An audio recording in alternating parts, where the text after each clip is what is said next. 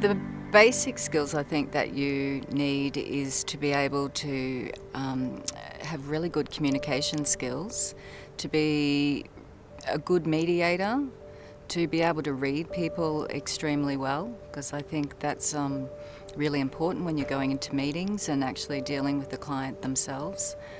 To be able to know when to, I guess, go in slow with them and when to go in a little bit hard. So trying to find a really fine balance. You've got to have strong empathy. You've got to have, I guess, a really good position on social justice. Someone might got a good understanding of human rights, but is person-centered, and are willing to think outside the square when it comes to helping people to resolve their advocacy issues. And also being able to having a good team around you. A good advocate needs to respect the person that they're working with. And again, it's working with, not for, the actual person. So you're there assisting them to achieve the results that they're looking for. Each client is obviously very different. Cases can be similar, but it's about building that jigsaw puzzle. So, with the jigsaw, you build your framework first, and then you put all the bits in. The way we operate is, it's totally client directed, and so if you're not listening to what your client has to say, then you're not receiving direction.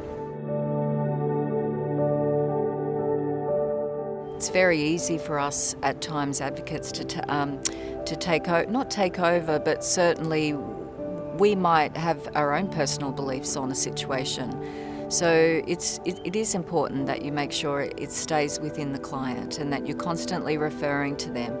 Is this the action that you would like to take? Preparation, I think, is really important in advocacy. There's a lot of paperwork involved at times, and you've got to be able to think really quick on your feet. I mean, listening is just such an important skill, and to give people the time to tell their story, that might take a while, but certainly things come out that are important to their case and to their issue. I mean, it is important to do some practice sessions with clients if need be, and to talk to them about what might happen in the meeting.